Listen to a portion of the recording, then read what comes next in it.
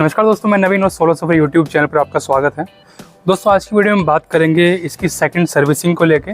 मैंने second servicing इसकी कराई है कुछ दिन पहले, तो उसकी कितनी कॉस्ट आई है, क्या कुछ इंप्रूवमेंट हुई है नहीं हुई है हीटिंग इशू में, या कोई और दिक्कत हुई है या नहीं हुई है, मुझे उसके बारे में सब कुछ आपको क्लियर कर दूंगा। तो वीडियो को लास्ट तक देखना ताकि आपको सब कुछ क्लियर हो सके। और प्लीज़ चैनल को सब्सक्राइब जरूर करना भाई, आप सब्सक्राइब नहीं करते हो, सब्सक्राइबर बढ़ नहीं रहे हैं और चैनल में ग्रोथ नहीं हो रही है, तो आपसे रिक्वेस्ट करूँगा प्लीज़ सब्सक्राइब कर लेना वीडियो देखने से पहले। तो देर ना करते चलिए शुरू करते हैं। तो देखिए दोस्तों, मैंने इसकी सर्विसिंग जो करानी थी वो लगभग 5500 से लेके 6000 किलोमीटर के अंदर करानी थी, बट मैंने उतने में नहीं कराई है। मैंने लगभग 4800 किलोमीटर के आसपास कराई है। बिकॉज क्या हुआ था, मेरे 6 महीने पहले क्लियर हो गए थे। तो या तो आपको 6 महीने कंप्लीट होने पर करानी पड़ती है, या फिर अगर पहले आपके 5500 से 6000 किलोमीटर कंप्लीट हो जाते हैं तब आपको करनी पड़ती है। तो इसलिए मैं पहले इसको ले गया था। तो अब बात करते हैं सर्विसिंग में क्या क्या हुआ है। सर्विसिंग में आपको पता ही है कि इंजन ऑयल चेंज होता है, तो 3 सर्विस फ्री है। और मेरा मन था कि मैं सर्विस बाहर से कराऊं, लेकिन दिक्कत क्या है ना, मैं रहता हूं जहां पर वहां पर आसपास अवेलेबल नहीं है इसकी सर्विसिंग करने वाला मैकेनिक कोई, क्योंकि यहाँ पर इतनी चलती नहीं है रोलिंग, एक आध लोगों के पास ही है। तो मुझे दिल्ली जाना पड़ेगा, दिल्ली पड़ेगी लगभग 100 किलोमीटर। तो 100 किलोमीटर आना, 100 किलोमीटर जाना, फिर वहाँ वेट करना सर्विसिंग के लिए, तो एक प्रॉब्लमेटिक चीज़ है। इसलिए मुझे मजबूरी में यहीं पर करानी पड़ेगी सर्विस सेंटर से, जो मैं नहीं चाहता था कराना, बट फिर भी मैंने पास में खड़े होकर कराई है। तो इसका इंजन ऑयल तो चेंज होता ही होता है, तो वो चेंज हुआ है इसका। फिर इसके अंदर जो है एक फ्लैशर डाला गया है, जो इंजन का ऑयल जो पुराना है उसको फ्लैश करके बाहर निकाल देता है, फ्लैश करके बाहर निकाल देता है, फ्लैशर बोलते हैं उसको। एक चीज़ और डाली गई है, वो होती है इसकी एवरेज को इंक्रीज़ करने के लिए, माइलेज को इंक्रीज़ करने के लिए। और फिर नेक्स्ट एक चीज़ होती है जो है ऑयल फिल्टर होता है। तो ये चीज़ इसके अंदर हुई है। तो अगर इस सब की चीज़ों की कॉस्ट की बात करूँ, चलो कॉस्ट लेके बाद में बात करते हैं। पहले बताते हैं कि क्या मुझे सर्विसिंग अच्छी लगी या नहीं लगी है। हाँ, मैं पास में खड़े होकर सारी सर्विसिंग कराई है। आपको ही बोलूँगा, वो जितना बोले आपको कि आप अलग जाके बैठो, हमारे सामने मत करो, कैमरे लगे हैं, हमें मैनेजर रोकेगा, मालिक रोकेगा, मानना मत। आप बोलना भाई मेरे सामने करो, मुझे देखना है क्या कुछ करना है इसके अंदर, आप क्या करते हो, ताकि कल को मैं खुद भी कर सकूँ, या मुझे बाहर करानी पड़े तो मुझे पता हो कि इसके अंदर क्या कमी है, क्या खराबी है।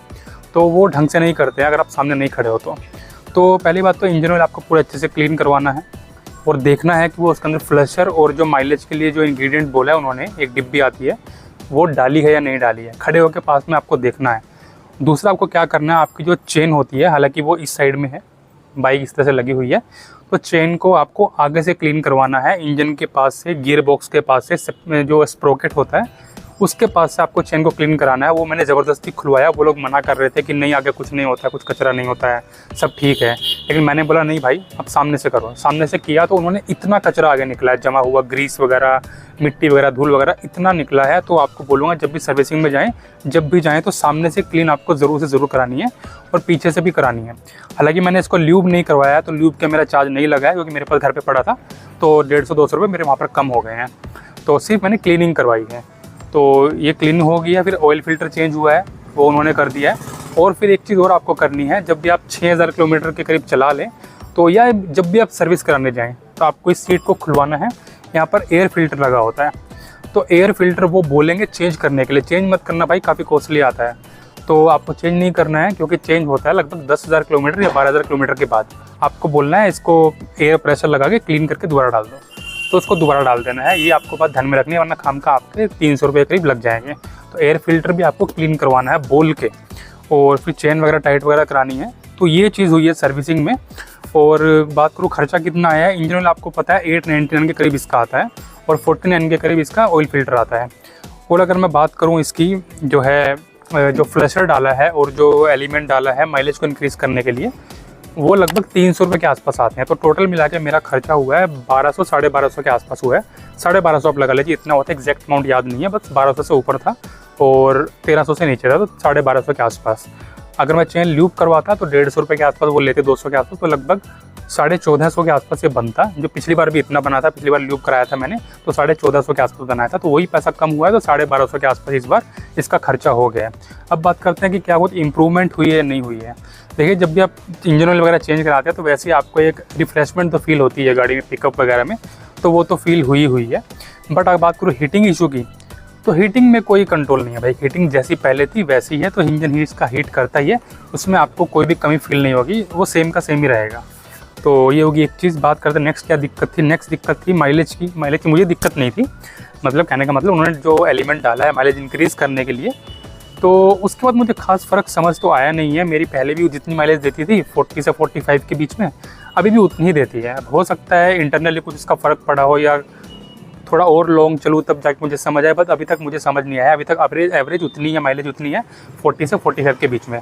लेकिन अब डलवा लेना, क्योंकि 150 रुपये की चीज़ है तो ख़राब तो कुछ है नहीं, बट सामने खड़े होकर डलवाना कि वो डाला है या नहीं डाला है, क्योंकि पता नहीं चलता भाई वो लोग कब क्या कर जाएँ। मैं सब सर्विस सेंटर के लिए नहीं बोल रहा हूँ, बट भाई बहुत लोग करते हैं, तो पास खड़े होकर कराना।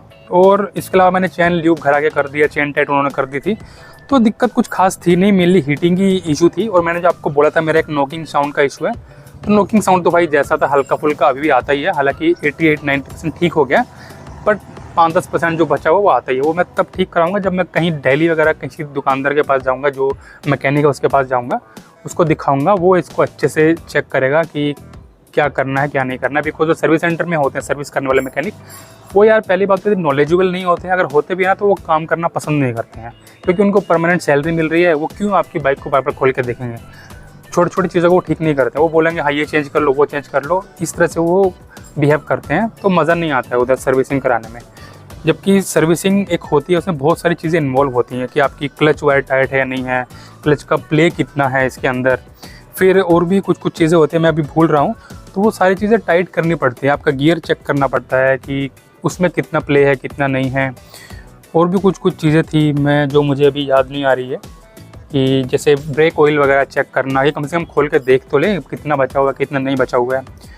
वो नहीं देखते भाई कुछ, उनको 2-3 चीज़ें पता है, इंजन ऑयल डालना, ऑयल फिल्टर और चेन को टाइट करना, लूप करना, इतना ही वो करते हैं। इसके अलावा कुछ नहीं करते हैं भाई। वो सिंपल सी चीज़ें आपको करवाना पड़ेगा उनको बोल के। तो वीडियो बनाने का मकसद यही था कि सर्विसिंग कॉस्ट कितनी आई है सेकंड सर्विसिंग की। अब थर्ड जो सर्विसिंग आएगी मेरे ख्याल से वो 1 साल के अंदर करानी है, या फिर शायद 12,000-10,000 किलोमीटर के आसपास करनी है, मुझे याद नहीं है। तो देखेंगे नेक्स्ट जब आऊँगा तो आपको बताऊँगा कि तब तक कोई कमी आई है नहीं आई है, और थर्ड सर्विसिंग में क्या हुआ है। तो अभी के लिए इतना ही था। तो आई होप आपको वीडियो पसंद आई होगी। पसंद आई तो प्लीज़ वीडियो को लाइक कीजिए, चैनल को सब्सक्राइब करना भाई बिल्कुल मत भूलना। तो इस इन्फॉर्मेशन के साथ टाटा।